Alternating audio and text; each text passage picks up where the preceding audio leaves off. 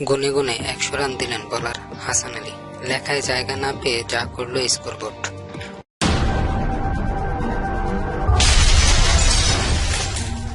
It's DNTV now.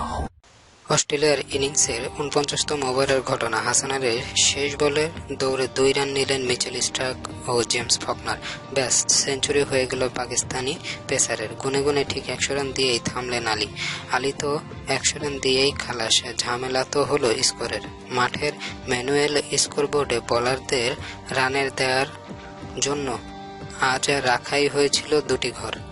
কোনো bowler যে এই মাঠে ওয়ানডেতে ৩ অঙ্কের রান দিতে পারেন সেটাই অচিন্তনীয় ছিল, কিন্তু পাকিস্তানি পেসার সে কৃতিই করলেন। তার নামের পাশে ১০০ রান লেখার জন্য অভিনব কিছুই খুঁজে বের করতে হলো। নির্ধারিত ২ ঘরে ২টি শূন্য বসিয়ে আলীর নামের পরে একটা সাদা টেপ লাগিয়ে লেখা হলো ১। ব্যাস হয়ে গেল ১০০।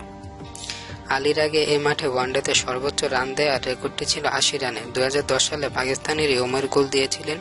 আর দ্বিতীয় সর্বোচ্চ ৭৭ রান দেওয়ার কৃতি পাকিস্তানের আরেক পেসার রানা নাভিদের।